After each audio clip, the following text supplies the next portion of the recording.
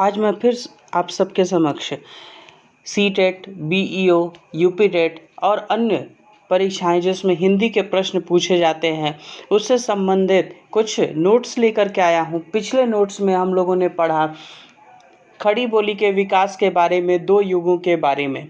पहला है भारतेंदु युग से पूर्व युग और दूसरा भारतेंदु युग। आज हम द्विवेदी युग के बाद के युगों को पढ़ेंगे। पहला है द्विवेदी युग। द्विवेदी युग के बारे में कुछ जानकारी ले लेते हैं। हम ये जानते हैं कि द्विवेदी युग पंडित महावीर प्रसाद द्विवेदी के नाम पर पड़ा। पंडित महावीर प्रसाद द्विवेदी वर्ष 1903 में सरस्वती पत्रिका के संपादक नियुक्त किए गए। पिछले वीडियो में मैंने बताया कि सरस्वती पत्रिका के पहले संपादक कौन थे। सरस्वती पत्रिका को 20वीं शताब्दी के आरंभिक चरण का विश्वकोश कहा जाता है। ये क्वेश्चन पूछ सकता है कि किस पत्रिका को 20वीं शताब्दी के आरंभिक चरण का विश्वकोश कहा जाता है। अगला है वर्ष 1900 से 1920 तक की अवधि को द्विवेदी युग के नाम से जाना जाता है। इस युग को डॉक्टर नरेंद्र ने जागरण सुधार काल के नाम से जाना है। ये भी कभी कभी पूछ देता है कि किस लेखक ने द्विवेदी युग को जागरण सुधार काल के रूप में बताया है, तो इसका आंसर होगा डॉक्टर नरेंद्र। अगला है इस युग का नाम पंडित महावीर प्रसाद द्विवेदी के नाम पर रखा गया, मैंने पहले ही बता दिया।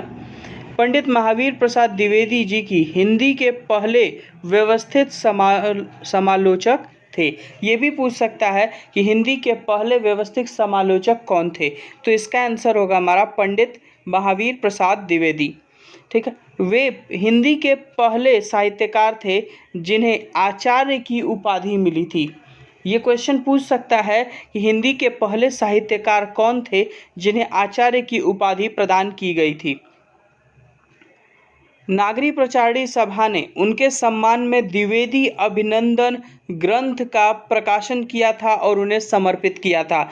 तो ये भी पूछ सकता है किस संस्था ने द्विवेदी अभिनंदन ग्रंथ का प्रकाशन किया था, या नागरी प्रचारणी सभा ने किस ग्रंथ का प्रकाशन महावीर प्रसाद द्विवेदी के सम्मान में किया था। तो उसका आंसर हो जाएगा नागरी प्रचारणी सभा ने महावीर प्रसाद द्विवेदी जी के सम्मान में द्विवेदी अभिनंदन ग्रंथ का प्रकाशन किया था और उन्हें समर्पित किया था। पंडित द्विवेदी लेखकों या फिर कवियों की रचनाओं की वर्तनी और व्याकरण संबंधी त्रुटियों को स्वयं संशोधित कर देते थे और उन्हें शुद्ध लिखने हेतु प्रेरित करते थे।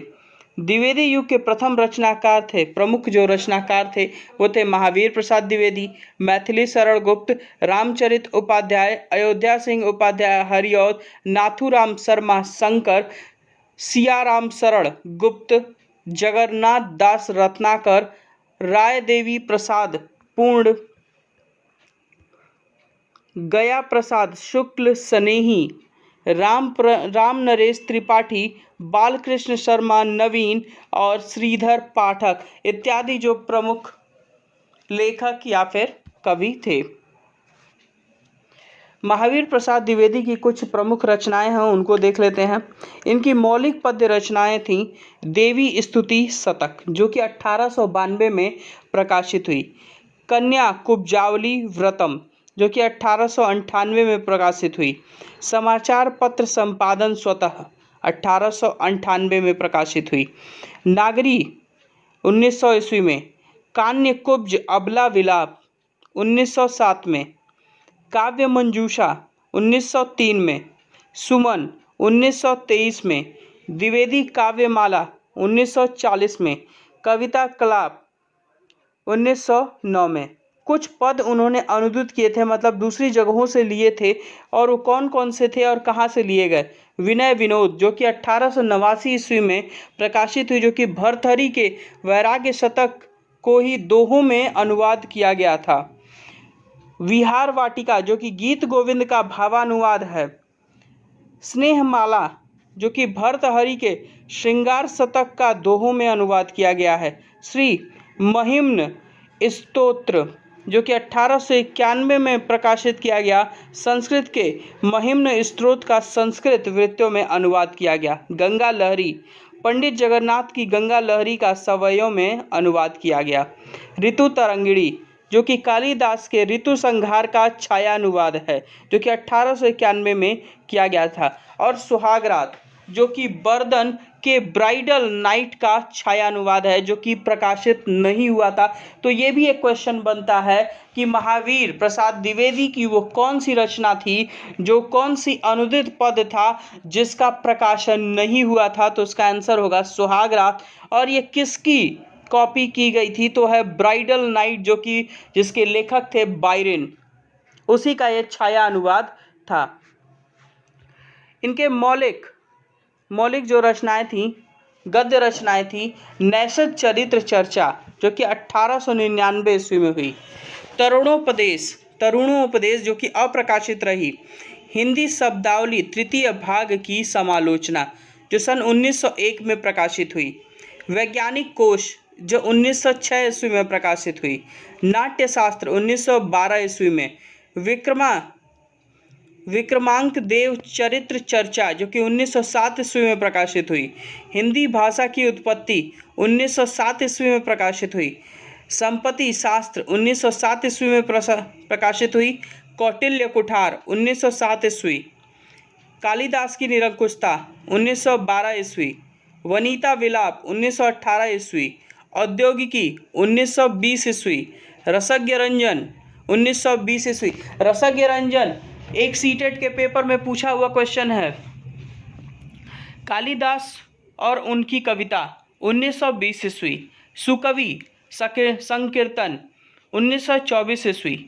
अतीत स्मृति 1924 ईस्वी। साहित्य संदर्भ 1928 ईस्वी। अद्भुत आलाप 1924 ईस्वी। महिला मोद 1925 ईस्वी।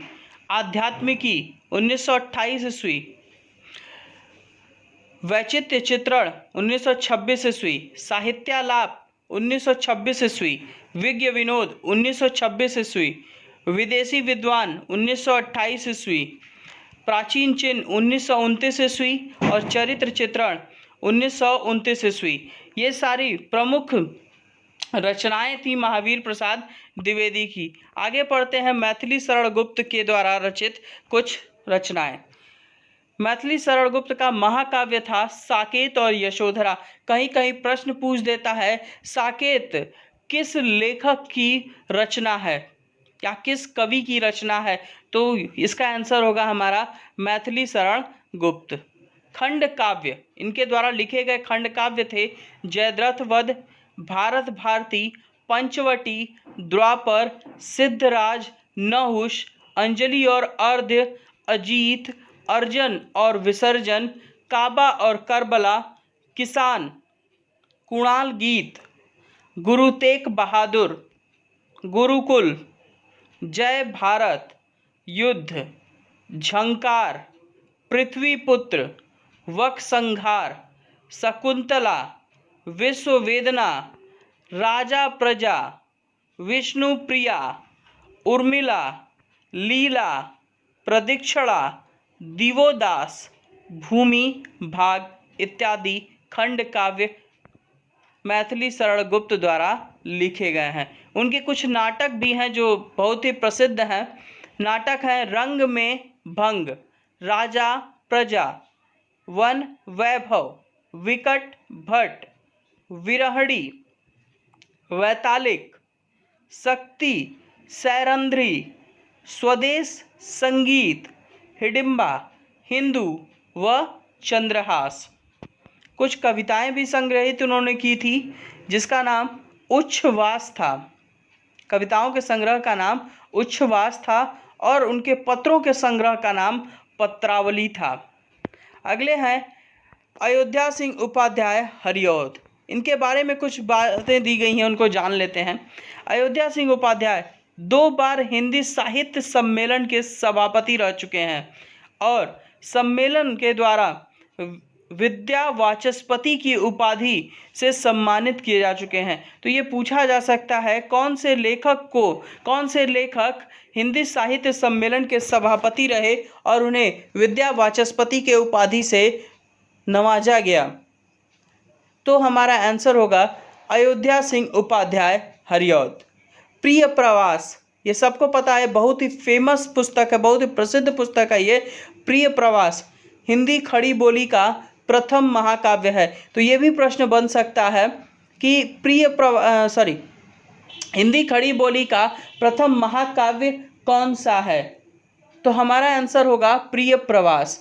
इसी के लिए इनको मंगला प्रसाद पारितोषिक पुरस्कार प्राप्त हो चुका है। तो ये भी पूछ सकता है कि अयोध्या सिंह उपाध्याय हरिऔध को किस काम के लिए, किस लेख के लिए, किस लिए मंगला प्रसाद पारितोषिक पुरस्कार प्राप्त हुआ? तो उसके लिए भी हमारा आंसर प्रिय प्रवास होगा। इनके कुछ उल्लेखनीय ग्रंथ हैं जिनको हम देख लेते हैं।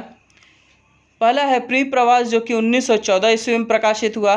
कवि सम्राट तीसरा है वैदेही वनवास जो कि 1940 ईस्वी में प्रकाशित हुआ। पारिजात जो कि 1937 में हुआ। रस कलश 1940 ईस्वी में। चुभते चौपदे 1932 ईस्वी में। चौखे चौपदे 1924 ईस्वी में।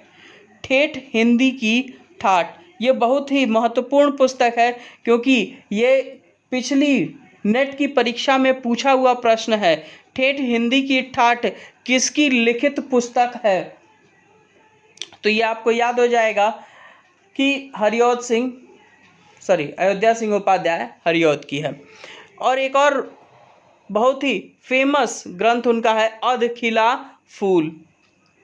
रुक्मिणी परिणय हिंदी भाषा और साहित्य का विकास। और कुछ बाल साहित्य भी उन्होंने लिखा। बाल साहित्य के प्रमुख थे बाल विभव, बाल विकास, फूल पत्ते, चंद्र खिलौना, खेल तमाशा, उपदेश कुसुम, बाल गीतावली, चांद सितारे, पद्य प्रसून। अब छायावाद युग के बारे में कुछ जान जाते हैं।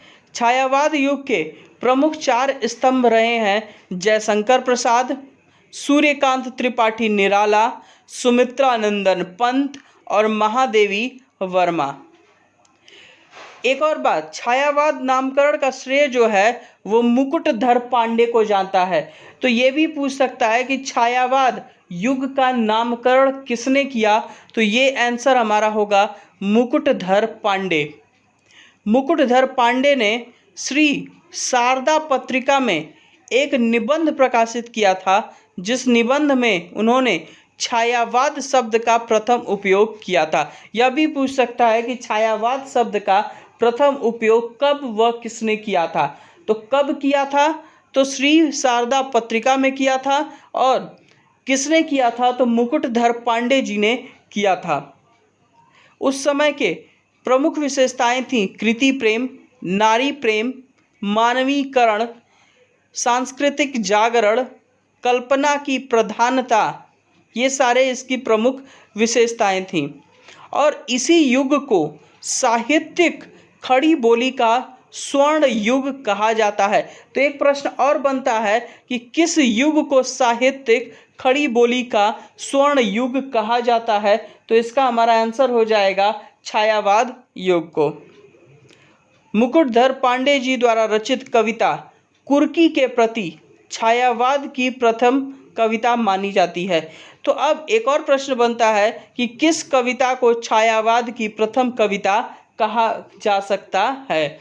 तो इसका आंसर होगा कुर्की के प्रति। और लेखक का नाम पूछेगा तो मुकुटधर पांडे।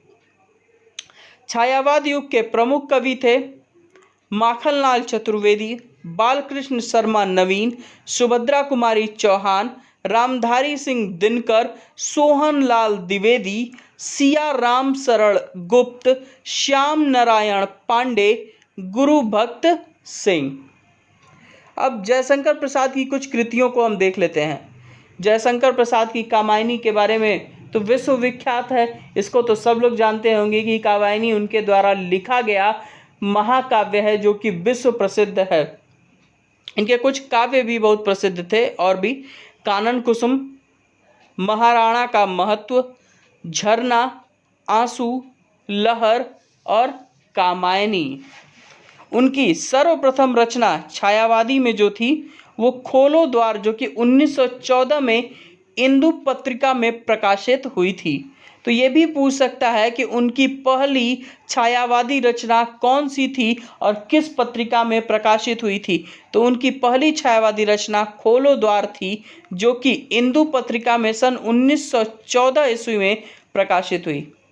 उन्होंने हिंदी में करुणालय द्वारा गीत नाट्य का भी आरंभ किया था। ठीक है, तो ये भी पूछ सकता है कि किस गीत नाट्य की रचना जो है वो जयशंकर प्रसाद ने की थी। तो हमारा आंसर होगा करुणालय। अगला है, सुमित्रानंद जी ने कामायनी को हिंदी में ताजमहल के समान बताया है। तो ये भी पूछ सकता है किस रचनाकार ने कामायनी को हिंदी में ताजमहल के समान बताया है। तो इसका आंसर होगा सुमित्रानंदन पंत। इनके द्वारा लिखित कहानियों के बारे में जान जाते हैं। सन 1912 ईस्वी में इंदु में इनकी पहली कहानी ग्राम प्रकाशित हुई थी। पंडित जयशंकर प्रसाद की पहली कहानी जो है वो ग्राम है, जो कि इंदु पत्रिका में सन 1912 में प्रकाशित हुई थी। तो ये भी पूछ सकता है कि जयशंकर प्रसाद द्वारा लिखित पहली कहानी कौन सी है, कब प्रकाशित हुई और किस पत्रिका में प्रकाशित हुई। तो सन 1912 में इंदु पत्रिका में ग्राम नामक एक पहली कहानी प्रकाशित हुई।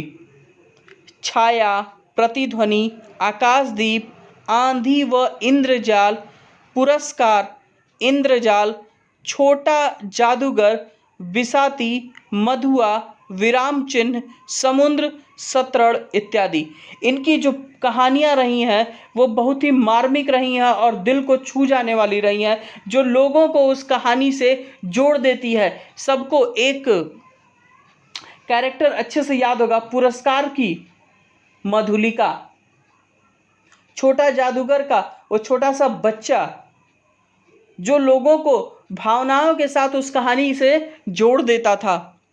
उनके द्वारा लिखित कुछ उपन्यास हैं, कंकाल, तितली, इरावती, जो कि अधूरा रह गया था, ये अधूरा उपन्यास है। और ये भी पूछ सकता है कि जयशंकर प्रसाद द्वारा कौन सा ऐसा उपन्यास है, आखिरी उपन्यास कौन सा है जयशंकर प्रसाद का। तो उसका हमारा उत्तर होगा इरावती, जो कि अधूरा उपन्यास रह गया था। इनके द्वारा लिखित नाटक कौन कौन से हैं? स्कंदगुप्त, चंद्रगुप्त, ध्रुव स्वामिनी, जन्मेजय का नाग यज्ञ, राज्यश्री, कामना व एक घूंट। जयशंकर प्रसाद को कामायनी पर मंगला प्रसाद पारितोषिक प्राप्त हुआ था। एक पुरस्कार उन्हें मिला था कामायनी के लिए, वो था मंगला प्रसाद पारितोषिक। सूर्यकांत त्रिपाठी निराला की प्रमुख कृतियों के बारे में जानते हैं। प्रकाशित कृतियाँ थीं, काव्य संग्रह कुछ उनका था, जिनमें पहला है अनामिका, जो कि 1923 में प्रकाशित हुआ, परिमल 1930 में, गीतिका 1936 में, अनामिका का द्वितीय संस्करण प्रकाशित किया गया 1939 में, तुलसीदास प्रकाशित हुई 1939 में, कुकुरमुत्ता 1942 में, अणिमा 1943 में, बेला 1946 में, नए पत्ते 1946 में, अर्चना 1950 में, आराधना 1953 में, गीतकुंज 1954 में, सांध्य काकली और अपरा, जो कि एक संचयन था, ये भी उनकी प्रकाशित काव्य संग्रह में से एक है। उपन्यास उनके निम्नवत हैं: लिली, सखी, सुकुल की बीबी, चतुरी चमार और देवी। उनके कुछ निबंध आलोचनाएं भी हैं। पहला है रविंद्र कविता कानन, प्रबंध पद्म, प्रबंध प्रतिमा, चाबुक, चयन, संग्रह इत्यादि। उनकी कुछ पुराण कथाएं भी जो उनके द्वारा लिखी गई वो थी महाभारत। दूसरा है रामायण की अंतर कथाएं। और बाल उपयोगी उन्होंने कुछ और भी साहित्य लिखे जो कि बच्चों को उनके भविष्य के लिए प्रेरित कर सकें। पहला है भक्त ध्रुव, भक्त प्रहलाद, भीष्म, महाराणा प्रताप, सीख भरी कहानियाँ। महादेवी वर्मा के बारे में जान लेते हैं। महादेवी वर्मा का नाम आते ही सबके दिमाग में गिल्लू नाम की वो कहानी आ जाती है गिलहरी की। उनकी कुछ कविताओं के बारे में जान लेते हैं। निहार जो कि 1930 में प्रकाशित हुई, रश्मि जो 1932 में प्रकाशित हुई, नीरजा जो कि 1934 में प्रकाशित हुई, सांध्य गीत 1936 में प्रकाशित हुई, दीपशिखा 1942 में प्रकाशित हुई, सप्तपर्णा उसके बाद प्रथम आयाम जो कि 1974 में प्रकाशित हुआ, और अग्निरेखा जो 1990 में प्रकाशित हुआ। उनके कुछ काव्य संकलन भी थे।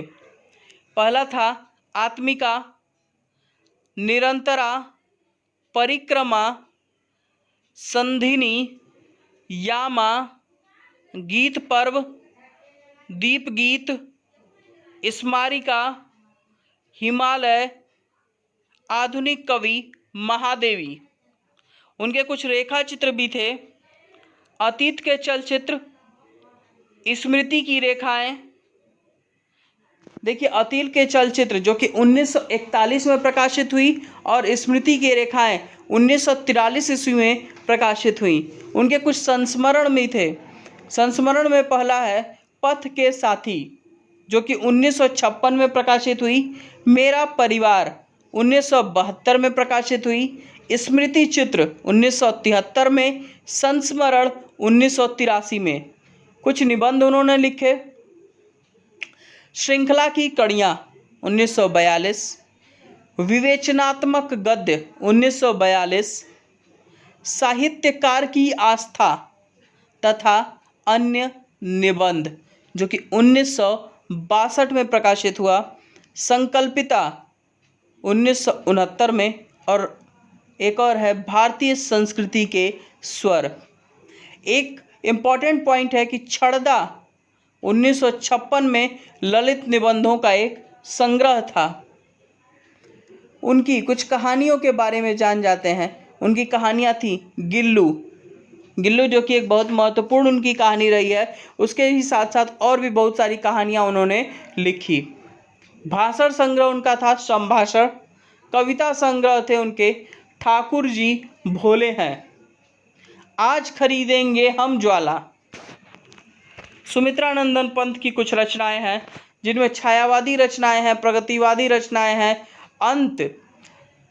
अंतश्चेतनावादी रचनाएं हैं। जिनमें छायावादी रचनाओं में प्रमुख हैं उच्छ्वास, ग्रंथि, वीणा, पल्लव व गुंजन। प्रगतिवादी रचनाएं हैं युगांत, युगवाणी, ग्राम्या।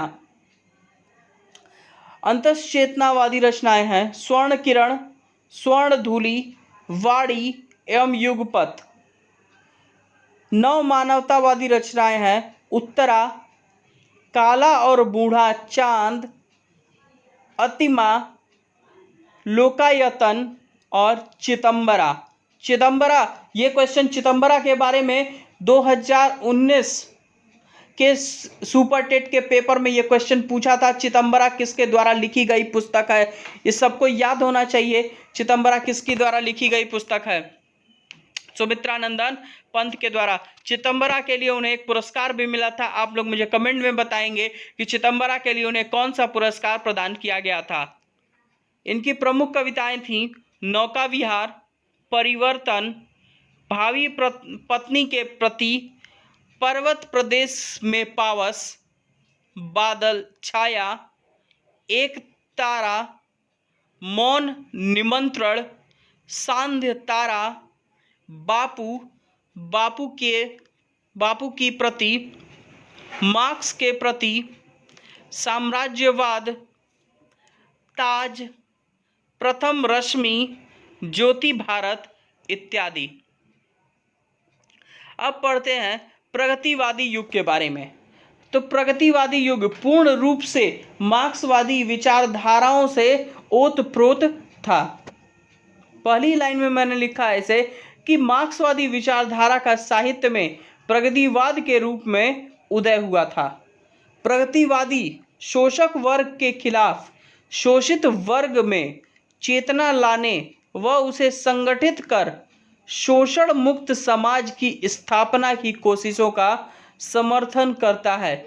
ये नेट के पेपर में पूछा गया है कि किस युग की विशेषता है कि वहाँ शोषक वर्ग के विरोध में कविताएं या फिर कहानियां लिखी गईं। अगला है, लखनऊ में 1936 में प्रगतिशील लेखक संघ का पहला सम्मेलन हुआ और उसकी अध्यक्षता की थी मुंशी प्रेमचंद ने की थी। आप लोग मुंशी प्रेमचंद का एक बहुत ही फेमस नाम उनका था, जिस नाम से वो लिखते थे। आप लोग मुझे कमेंट में बताएंगे कि वो किस नाम से अपनी रचनाओं को लिखते थे। प्रगतिवादी युग के प्रमुख कवि थे नागार्जुन, केदारनाथ अग्रवाल, शिवमंगल सिंह सुमन, त्रिलोचन, राघेय राघव इत्यादि। चलिए, नागार्जुन जी का पूरा नाम था वैजनाथ मिश्र नागार्जुन। इनकी कुछ कृतियों के बारे में जान लेते हैं। इनके कुछ कविता संग्रह थी। पहला था युगधारा, जो कि 1953 में प्रकाशित हुई। सतरंगे पंखों वाली, जो कि 1959 में प्रकाशित हुई। प्यासी पथराई आँखें, जो कि 1962 में प्रकाशित हुई। तालाब की मछलियाँ 1974 में प्रकाशन हुआ। तुमने कहा था 1980 में। रत्न गर्भ 1984 में। इस गुब्बारे की छाया में 1990 में। भूल जाओ पुराने सपने 1994 में। अपने खेत में 1997 में। उनके प्रबंध काव्य थे भस्मांकुर, जो कि 1970 में प्रकाशित हुआ, और भूमिजा। उनके कुछ उपन्यास थे। उपन्यास के नाम निम्न प्रकार हैं: रतिनाथ की चाची, बलचनमा, नई पौध, बाबा बटेश्वर नाथ, वरुण के बेटे, दुख मोचन, कुंभी पाक, जो कि चंपा के नाम से भी प्रकाशित हुई थी, हीरक जयंती, जो कि अभिनंदन के नाम से प्रकाशित हुई। ये दोनों का मैंने दोनों नाम इसलिए दे दिया क्योंकि ये पूछा जा सकता है कि कुंभी पाक किस और नाम से प्रकाशित हुई थी या हीरक जयंती किस और नाम से प्रकाशित हुई थी। तो कुंभी पाक चंपा के नाम से प्रकाशित हुई थी। चंपा के नाम से, यानी कुंभी पाक और चंपा दोनों नाम थे उसके। हीरक जयंती अभिनंदन के नाम से भी प्रकाशित हुई थी। उग्र तारा, जमनिया का बाबा, गरीब दास, ये सारे उनके प्रमुख उपन्यास थे। उनका एक संस्मरण था, एक व्यक्ति एक युग, जो कि 1963 में प्रकाशित हुआ। कहानियों का संग्रह था आसमान में चंदा तैरे, जो कि 1982 में प्रकाशित हुआ। बाल साहित्य, जो कि 2 भाग में कथा मंजरी प्रकाशित हुई, मर्यादा पुरुषोत्तम राम, विद्यापति की कहानियाँ इत्यादि। शिवमंगल सिंह सुमन के बारे में जान लेते हैं। उनकी कविता संग्रह थे हिल्लोल, जीवन के ज्ञान, युग का मोल, प्रलय सृजन, विश्वास बढ़ता ही गया, विंध्य हिमालय, मिट्टी की बारात, वाणी की व्यथा, कटे अंगूठों की वंदन वारें। उनकी कुछ कविताएं प्रमुख थीं। कविताओं का नाम है सांसों का हिसाब, चलना हमारा काम है, मैं नहीं आया तुम्हारे द्वार, असमंजस, पतवार, सूनी सांझ, विवशता, आभार, मृत्तिका दीप, बात की बात, हम पक्षी उन्मुक्त गगन के। ये कक्षा 4 से ये कविता हमको पढ़ाई जाती है और ये हमें पता होना चाहिए, क्योंकि कहीं भी ये पूछा जा सकता है कि हम पक्षी उन्मुक्त गगन के किसकी पुस्तक है, तो हमको याद होना चाहिए नाम। अंगारे और धुआं, मिट्टी की महिमा, रणभेरी, पर आंखें नहीं भरी। इनकी कुछ गद्य रचनाएं हैं। महादेवी की काव्य साधना, गीति काव्य, उद्यम और विकास। नाटक जो इनका है प्रमुख है प्रकृति पुरुष कालिदास। अब हम पढ़ते हैं प्रयोगवादी युग के बारे में। प्रयोगवाद शब्द का प्रचलन अज्ञेय जी द्वारा संपादित तार सप्तक द्वितीय से माना जाता है। तो कहीं कहीं ये तार सप्तक से भी माना जाता हुआ लिखा हुआ है। अज्ञेय ने तार सप्तक के कवियों को राहों का अन्वेषी कहा है। राहों का अन्वेषी यानी कि राहों की खोज करने वाला, यानी पथ को खोजने वाला। तो हमको ये याद होना चाहिए कि अज्ञेय जी ने तार सप्तक के कवियों को किस नाम से पुकारा है। तो हमारा आंसर होगा राहों का अन्वेषी। प्रयोगवाद सबसे अधिक अस्तित्ववाद से प्रभावित है। समकालीन समीक्षा में अज्ञेय को अस्तित्ववादी घोषित किया गया था। नई कविता पत्रिका का संपादन वर्ष 1954 में इलाहाबाद में किया गया। इसके संपादक थे डॉक्टर जगदीश गुप्त। ये पूछा जा सकता है नई कविता पत्रिका के संपादक कौन थे, तो हमारा इसका आंसर होगा नई कविता पत्रिका के संपादक थे डॉक्टर जगदीश गुप्त। इसके कुछ कवियों के रचनाओं के बारे में हम देख लेते हैं। सच्चिदानंद, हीरानंद, वात्स्यायन, अज्ञेय। ये कभी कभी पूरा नाम भी पूछ सकता है, इसलिए आप सब याद कर लेंगे। इनके कुछ प्रमुख कृतियां हैं भग्नदूत, चिंता, हरी घास पर क्षण भर, बावरा अहेरी, अरि ओ करुणा प्रभामय, आंगन के पार द्वार, इत्यल्म, इंद्रधनुष रौदे हुए थे, सुनहले शैवाल, सागर मुद्रा, नदी की बांक पर छाया। इनका एक बहुत ही फेमस वर्क है, फेमस काम है इनका, इंद्रधनुष रौंदे हुए थे। ये बहुत ही फेमस रहा है इनके लिए। अगले हैं भारत भूषण अग्रवाल।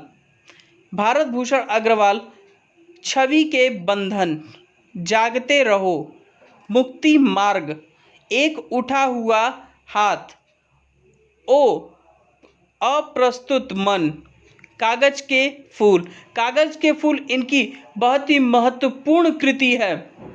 अनुपस्थित लोग, उतना वह सूरज है। और अब ये सारे जितने भी खड़ी बोली के विकास के जितने भी पांचों युग थे मैंने पूरी तरह से बता दिए हैं। उनसे संबंधित जितने भी कवि थे उनकी रचनाओं को भी मैंने बता दिया है। अगले वीडियो में हम हिंदी के बारे में और जानकारी हासिल करेंगे।